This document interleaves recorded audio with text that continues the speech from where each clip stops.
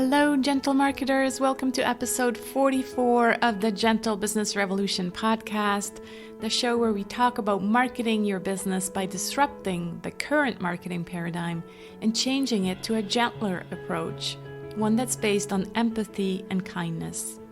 As always, I'm Sarah Senacroce. I'm the host here, and you know that you're in the right place if you are a heart-centered entrepreneur or change maker who is looking for a different, a better way to market your business. Or you are an entrepreneur who's just simply tired of the traditional hypey marketing model and are ready for a paradigm shift. You might also be a marketing impact pioneer, so someone who's working in an organization in marketing who does business for good. Today's episode falls under the second P of the Gentle Marketing Mandala, the P of personal power. Real quick, if you're new to this show, this is your first time here, I'm so happy that you're here. A big warm welcome. I structured a podcast and the conversations around the 7 Ps of the Gentle Marketing Mandala. If you've never seen that, please go to sarahsenacroce.com/one page, the number 1 page, to get my Gentle Marketing Mandala with the 7 email prompts that come with it so that you better understand what we're talking about here. Okay, so I've hinted at it in previous episodes. Today's episode kicks off a whole summer series of conversations around the topic of the 7 Ps of gentle marketing, but related to the intuitive way, related to a new perception, related to a new paradigm. So really, really good, exciting conversations. So before I say anything else, let me introduce my guest. Penney Peirce is a respected clairvoyant empath, visionary, author, and popular lecturer and trainer. She is one of the early pioneers in the intuition development movement, specializing in intuition development, inner energy dynamics, expanded perception, transformation, and dream work. She has worked throughout the US, Europe, Japan, South America, and South Africa since 1977, coaching business and government leaders, psychologists, scientists, celebrities, and those on a spiritual path about the hidden dynamics of what makes for true success. She's the author of 10 books, including Transparency, Seeing Through to Our Expanded Human Capacity, Leap of Perception, The Transforming Power of Your Attention, Frequency, The Power of Personal Vibration, and The Intuitive Way, the definitive guide to increasing your awareness. I've been introduced to Penney via our common friend Jenny Blake, a previous guest on this show. And after recording this very episode today, Penney asked me if I'd be interested in recording some conversations around the 7 Ps, bringing in her knowledge of intuition, energy dynamics, and frequency. And guess what? I was thrilled. So we went ahead and recorded 6 special episodes around these topics. So today's episode is kind of like an introduction to Penney Peirce, to her way of thinking, and specifically to one of her ideas, which she calls the home frequency. So today in this episode, we talk about resonance, the difference between frequency and personal vibration, and how we bring our frequency into business and marketing.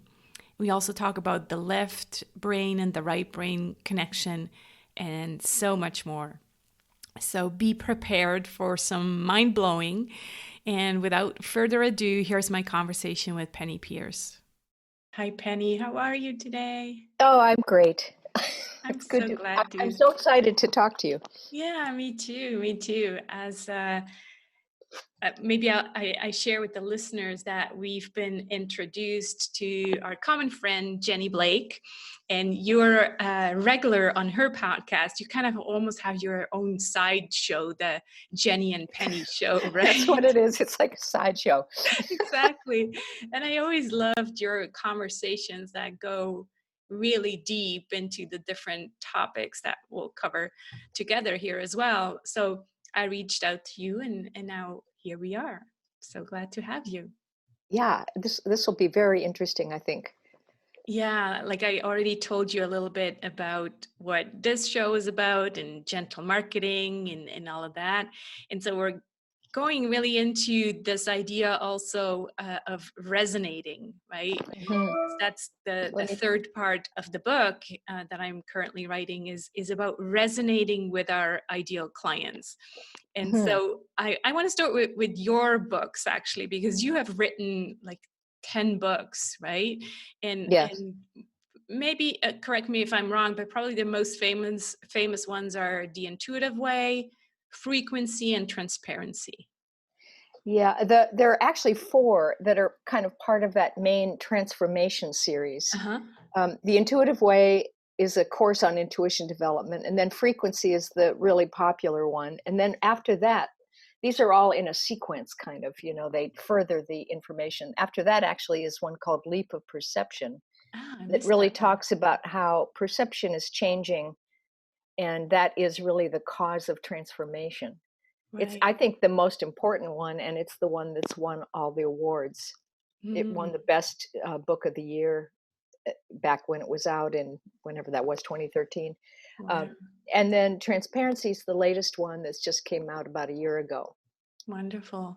Yeah. Yeah. So what I want to talk about is, in a way, it's probably in all of the books a little bit, but because that's just how I see Penny, is this idea of using intuition, the frequency. We're going to go into the your idea of home frequency, because I think that really is, what matters also in marketing. But maybe let's start with, some terms, because maybe for some people this is completely a new field, this energy field. So why don't you explain how you explain resonance? Like, what does that mean?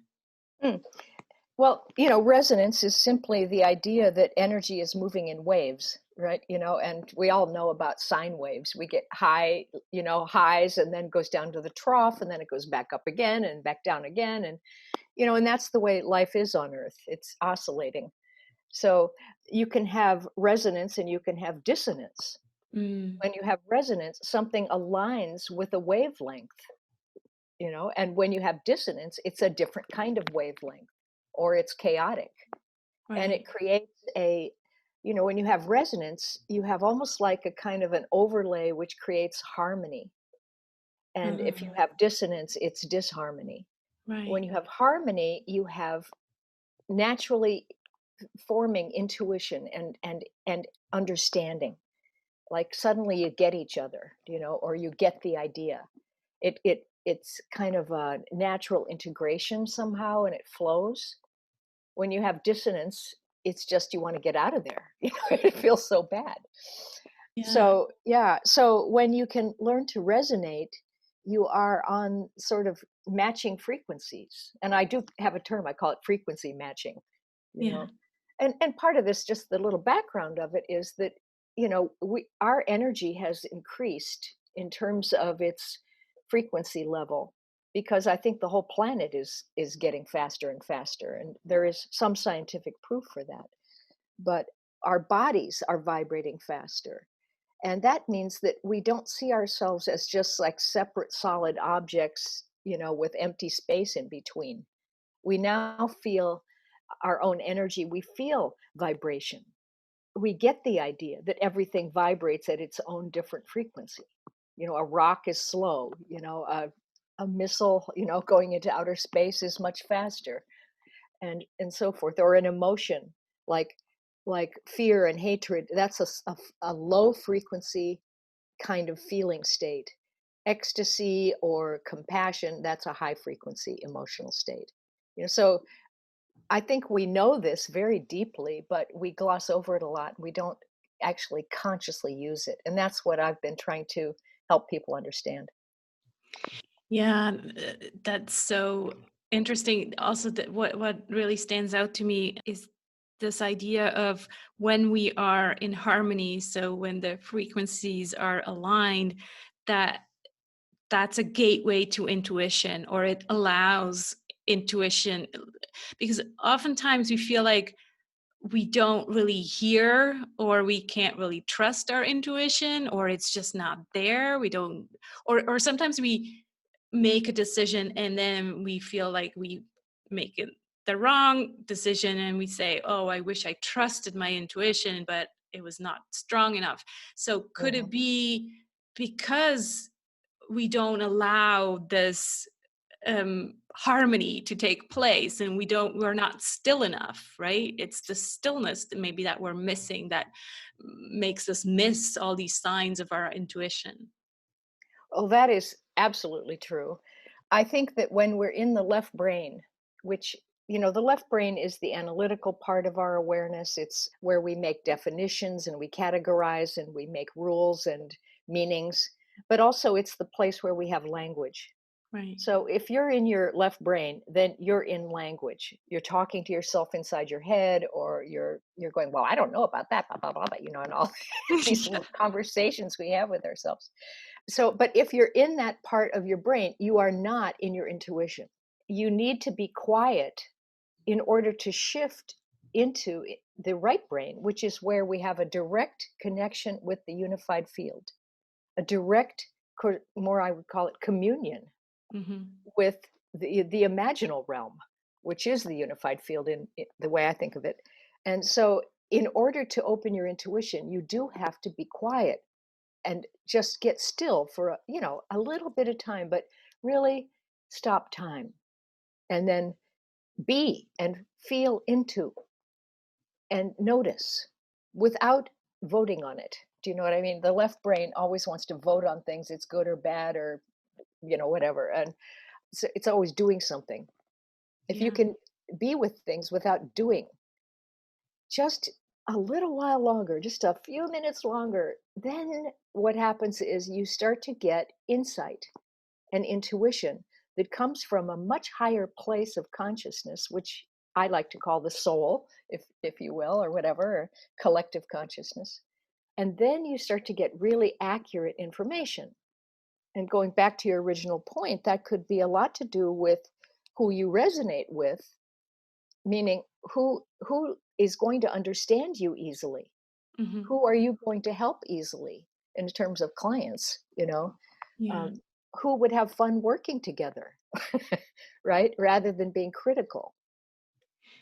What I find so difficult, Penny, is that in this business and marketing world, and maybe specifically the online world, is that so much of what's out there in advice, especially for marketing, is oriented towards the left brain. What I'm seeing Hmm. is like lists and success checklists and That's right. recipes and cookie Yeah. cutter approaches, and so we're always talking to the left brain, and I notice from experience it's really hard actually to tell the left brain, shut up. Let me just let Right. me just Right. be, and turn on this right brain. So how, yeah, how are we? On one hand, we're, like you're saying, we're going faster and there's a higher frequency. On the other hand, I think the information that's out there, probably the loudest information and the one that we most see, is still very much the lower frequency and the left brain oriented stuff. So how do Well, we train y- ourselves more to well, I right? think first we have to realize that the left brain focuses on separation. It sees us as separate from something else, and it has an inside and an outside world. That Mhm. means that when you look at business or any sort of thing that's oriented toward accomplishment, basically you're looking at a goal Yeah. that is out there in the separate outside world, that is a physical thing, and that the left brain just thinks there are physical means and mental means, which are left brain territory, to get to that goal. And it also, since it sees everything as separate, you then must use willpower to cross that empty space and cleverness in order to conquer that process, and that is so effortful. And as the frequency on the planet goes up, it's becoming outdated actually, because when you move to the right brain, you are connected to all things and it's all cooperative. And there's a whole new way of materializing results based on communion and resonance and assuming that everything is cooperating with each other so that we'll all evolve simultaneously. Everything fits together perfectly. If I have a desire to do a new project, it came from, I figure, everybody and me because somebody needs it, or I wouldn't have even thought of it. So I assume, that it's on purpose. I go ahead and I give it away and I assume that there are people who want it. And that is a whole different way to do marketing, for instance, than this willpower way. Yeah. So to get out of the left brain, I think we have to have some very clear experiences of how things work when you're working with intuition, with right brain, with synchronicity, with the flow, with trust. You mentioned that word, and see that it actually does work. Because what I see is that one of the kind of universal principles is that the inner energy and consciousness world, or the non-physical realms, actually you create something there first. You create a vision, an inner blueprint, an energy blueprint, by getting an idea and organizing it, and kind of getting that sense of how it's going to go, and it drops down in frequency from a very high frequency level that's not physical, down, down, down, down, down, until it comes very close to the physical realm, and then it starts materializing. And so everything happens in the non-physical realm first.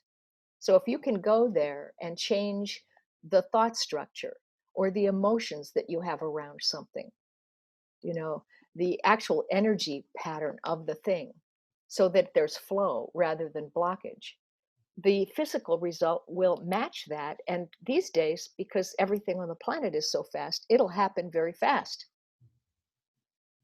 Mm. So I'm not sure this all kind of went off on a tangent there, but sort of Let me you go. have to get an experience of that so that you understand that willpower actually gets in the way of this happening. Yeah, I think that's how you started. It is like if we are too much fixated on an outside and exterior goal and use our willpower to want to get there, that's when the energy gets blocked, right? Right. And just the idea that the goal is separate from you It's a separation. Yeah, is it already places a level of difficulty on the process, right. right? That you don't have the thing you want. But in when you work in the right brain, you do already have the thing you want because you thought of it and it's in the non-physical realm and you can have the experience of it. And as soon as you can do that really fully and get your body so that it feels all the senses of that particular new reality, it starts to happen because then the physical is convinced, you know, and it can happen very fast. So talk about making business more efficient. It really would work a lot. And a Yeah, lot of people are starting to get this now. I heard you talk about this on Jenny's podcast as well. This idea of non-linear paths, right? It doesn't have to Mhm. be slow and steady and hard work Right, and all of right. that. It's because yeah, there's these leaps that can happen because yeah. Why explain how these leaps work? Well, when you come in the present moment, Uh-huh. then everything's in the present moment with you. As soon as you start to think about that there's an other, like the past is an other reality or the future's an other reality, then you've left the present moment with your mind. And now you've just blocked the ability to materialize something in the present moment. Yeah. Because in order for things to happen, you really have to have your mind centered in your body. And because I feel like the soul in the spiritual realm is inside the physical world. If you want guidance from your highest source, you've got to bring your mind into the center point, which is in the center of your body, get quiet, and it will emerge effortlessly. You don't go out hunting for it and shopping and cutting down trees and, looking all over the place because you already have it.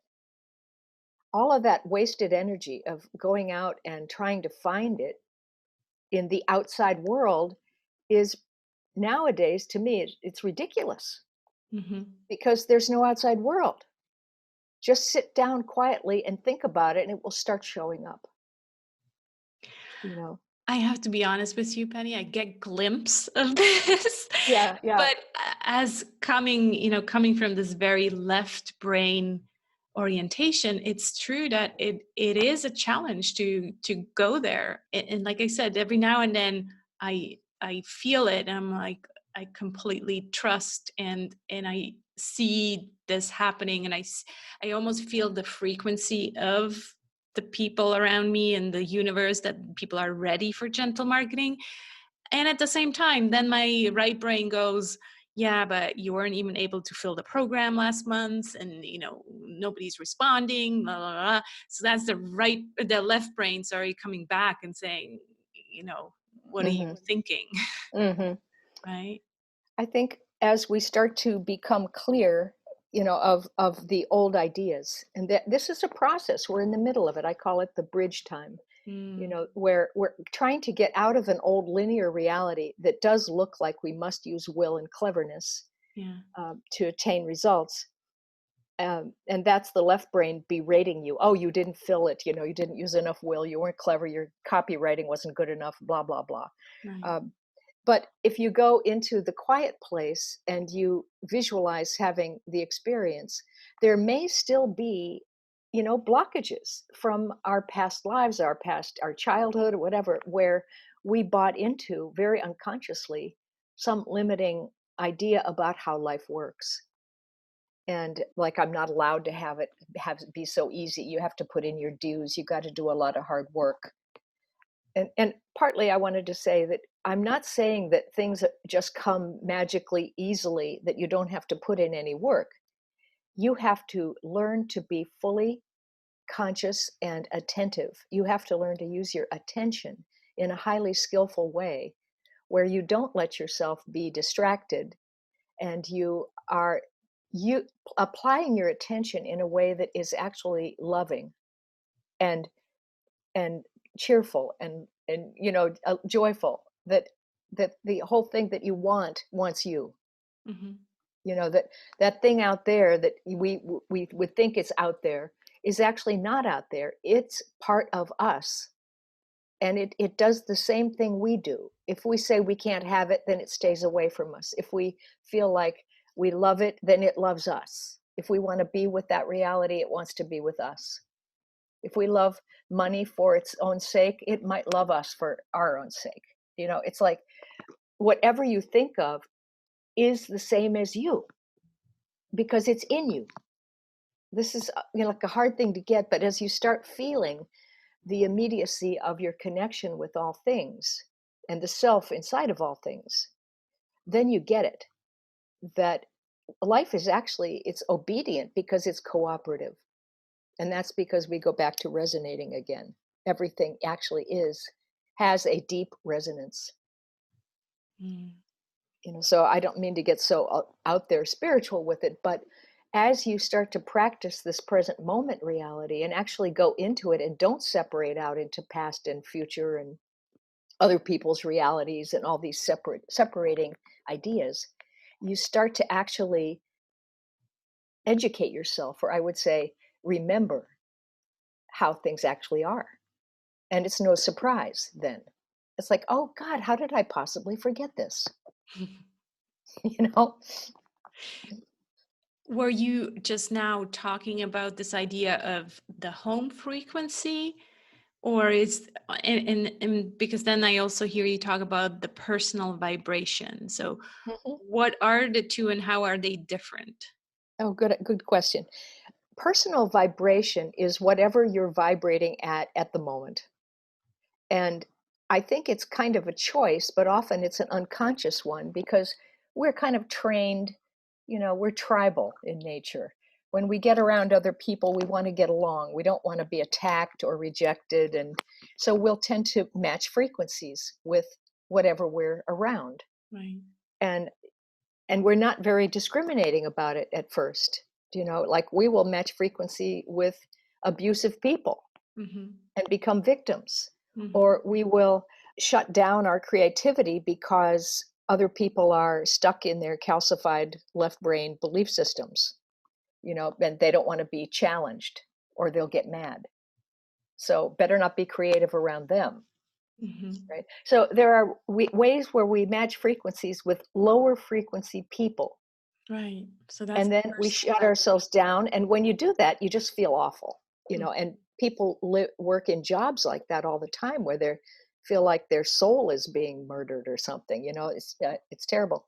But it's also that we frequency match with people of higher vibrations as well, and then we get a glimpse of what we could be, and we have a little bit of that memory bleed through of like, oh, wait a minute, yes, this is the way I like to be. Hmm. And then you start to realize you have a choice about what frequency you match. So then you realize you don't have to match the people around you. You Right. need to set the tone yourself and choose a frequency that is your preferred state, and I call that your home frequency. And I sort of think of that as basically it's the soul in the body. When you identify yourself, hey, I'm the soul and I'm here right now. And I know what I'm doing and I'm connected to all other souls. So I have a huge body of knowledge to draw from. And whatever I need to know, I'm going to know it. And therefore, I have a lot of trust. So you settle into that. And it's all inside of every cell. It's like pouring out of the white holes inside of every cell. And I always think of it as diamond light. It's doesn't have a tone or anything. It's just this pure frequency of higher consciousness and of the soul. And when you tune into that, you will feel different ways. Different people feel different things to recognize their home frequency. Oh, I feel more like cheerful or like a pink Angora sweater or something soft or butter melting or something like that. And Hmm. other people, like dancers, I talk to them and it's all like fluidity, like a figure eight movement with their hands and sort of sublime kinds of things. But there are always like these little triggers that when you get into that state, you like yourself, you enjoy what you're doing, you have fun with surprise, and you like other people, you're interested in things. There are so many ways you recognize it. Like maybe you're playing with some puppies and they're making you laugh, and or looking in a baby's eyes. There are those, and these are states of being, that you can slide into when you remember. If somebody's upset you, you can stay in that and let it wear off, hopefully, or how long knows how long that's going to take. Or you can remember your home frequency and kind of just start thinking your way back into it in a way. Like, okay, imagine playing with puppies, imagine holding a baby, imagine in your flower garden, imagine you know people singing or whatever it is for you. And you'll start to immediately feel back into that because the body has vibrational memory Mm. and it's easy to do. What comes to mind is also this idea of yeah, being your true self, authenticity. And often when we talk about marketing, authenticity became kind of this buzzword. You have Mm. to be authentic in marketing. And so there's almost like, the 6 steps to be authentic, which Right, of obviously course. is, it's just a joke. And so this home frequency in a way is that, authenticity, but it's so That's right. unique to each and one of us that Yes. the word home frequency is such a better way to describe authenticity because Right. Well, when somebody's in that home frequency, they still have their own filter of their personality and sort of what you're built for. yeah, you know, yeah, And that's there, and that makes them interesting, not dangerous. right. And instead, the authenticity comes from what feels just right in each moment, not what's right or wrong, Right. but what is appropriate, what's just right. Yeah. And it sits well with you and it allows you to stay in your home frequency. So I Mm. always talk about having a new set of criteria these days for making choices. That does it allow me to stay in this state of being that I enjoy with my heart open and getting good ideas, and not blocking myself or others, not feeling threatened, for instance, and allowing things to be. So does it allow me to do that? And does it help me be creative? And does it help me support others compassionately and listen to others and so forth? But I think authenticity has a lot to do with honesty, but Right. that is, again, not about being blunt and detrimental to other people by telling them off. It's more about this sense of connection with your inner self and that inner moment and what feels just right. So I'm going to, if I feel like talking about or telling somebody something and I check it, I will do it. If I get that that would not be a good thing to do, because why? It would upset everybody at the moment, and I don't want that, then I won't do it. So it's a case by case choice. And you can have all, conflicting decisions depending on the moment and Mm, what's just right. So mm, there are no rules with this, but there is compassion. And there's also, I think, a very important thing, which is humility. And I don't mean feeling less than others. I mean, when you're humble, you truly are in the moment and you are reading the moment and reading what the flow wants to do. And you're part of the flow and you help further the flow, without interfering with all your good ideas and your belief systems. You use common sense. right. So authenticity, I think, is a complicated state in some ways. Yeah, it is. Again, unfortunately, the word itself is a beautiful concept, but it's been a bit abused in this marketing realm because Right. everybody was taught how to be authentic, and there is no way to teach authenticity. Well, if you think about it, it's almost like coming from the word author, which is, like to be the author of your existence, to be Right. the creator, really, of your own reality experience. Hmm. And now you're not alone in creating your own reality because everybody's actually merged into this huge big state of collective consciousness. So we're all helping each other create our realities, but it's our choices in any given moment that determine our frequency, which and the frequency then determines the vibration of the field of energy around us.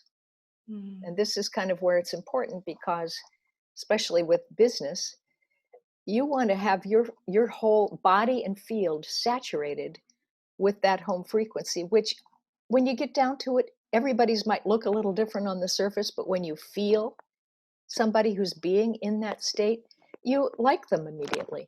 You feel safe. You feel like exposing yourself in the best way, where you say, "Well, I'm not hiding anything. I'm just here. I'm just me." Hmm. And then the trust builds.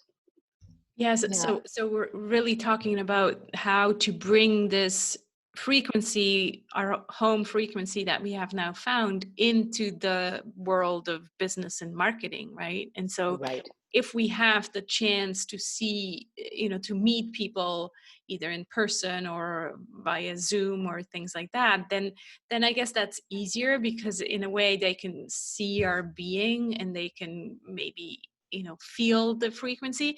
How do we do that, like for example in a written communication or on a website? How do we bring more of this home frequency so that our ideal clients resonate with us? I, well, a couple things come to mind. One is when you write, you need to almost like practice the golden rule. Like you need to feel like I'm the receiver of this message. How would that make me feel? Mm, Am I too mental? Am I being too clipped or abbreviated in what I'm saying and leaving a lot unsaid? Am I explaining things enough so that they get it in their body and not just this abstract way? right. If I were talking to a 5-year-old, how would I say it? Not that they're stupid, but just be simple and kind and somehow, succinct but complete. So there's a certain way of communicating, I think, where first of all, there's the compassion element, and then there is a sense of tactile quality in language. Language is vibrational. you know. So if you're talking on the phone or if you're writing, it's the same thing. You have intonation. You can put intonation into the way you write. You can put energy into what you're writing and make it so the other person can feel what you're saying. You can give examples Hmm. so that it grounds things. You can make humorous examples so it lightens things up, Yeah. you know. Yeah. It's all about how we say it, not so much what we say. It's, well, as what we say as well, but how we say it and how it makes people feel. Mhm. That's where, Also remembering that it is also energy. yeah. Mm, And there can be hidden messages behind words. You can feel somebody's lack of caring. yeah. People feel into language all the time, Yeah. and it's so important, I think. Well, I'm a writer, so I try to always make my, what I write carry the the energy of what I'm describing. Right. Yeah. So, Penny, we're recording this during the pandemic, and Hmm. like you say, the frequency is changing, and we're kind of in this liminal space. How you've written this kind of a manifesto about the pandemic, and I want to take these last 5 minutes to kind of get your point of view on this and how what that means for humanity and what we can take from it. Yeah. Um, I think it is an incredible thing, actually. And I hate the fact that so many people are suffering from it, but also it is an opportunity for us to have the first time ever, probably, global consciousness. Nothing like this has existed in the past because everything, we didn't have the internet, we didn't have media, we didn't have air travel where people were migrating in and out of countries and so forth. So there is this sense that we can start to understand truly how interconnected we all are. And that is a step into spirituality in some way. There's a sense that I'm going to wear a mask because I don't want to hurt anybody else.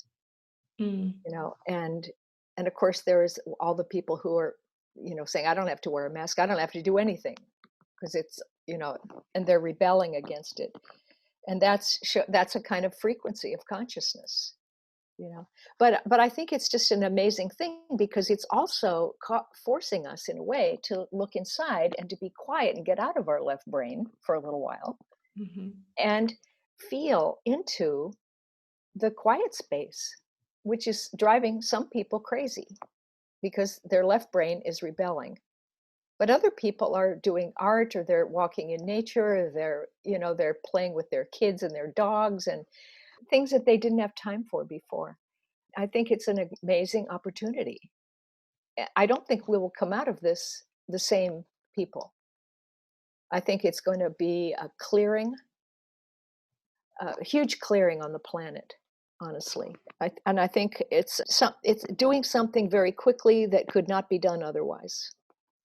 I don't know if that makes sense to you. So again, it's one of those leaps It in is a huge, yes, it is. And mm, the way you, like, I've lost a lot of money just from the stock market and so forth, and I hardly even wanted to look at it.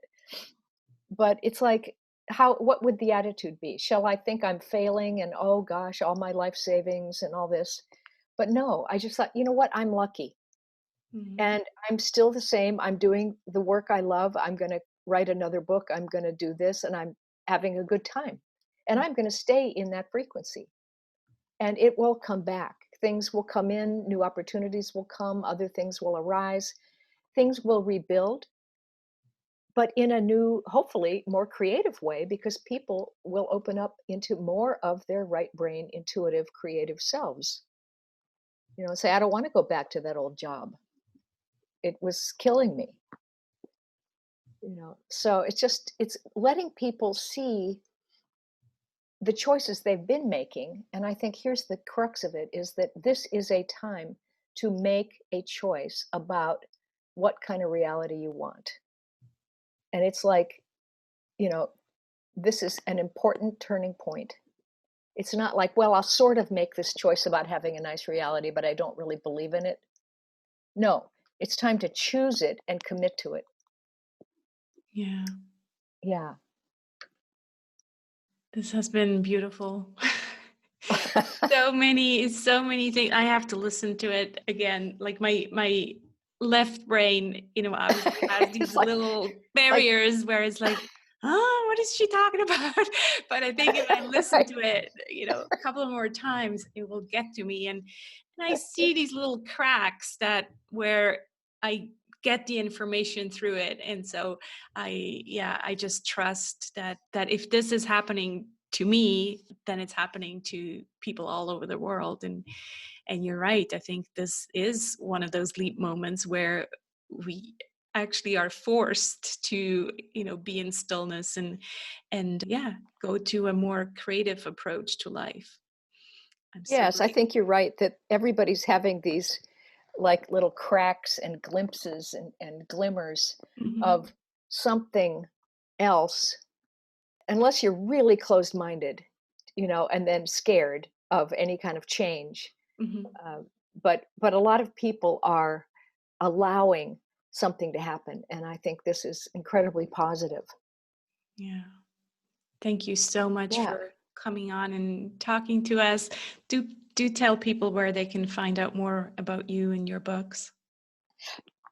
Everything's on my website, and it's just my name, pennypeirce.com, but my name is spelled kind of oddly. It's Penney, and then PeiRce, pennypeirce.com. Wonderful. Yeah. Thank you so much, Penny. This has been a delight. Well, I'm glad to support you in your work. Thank you.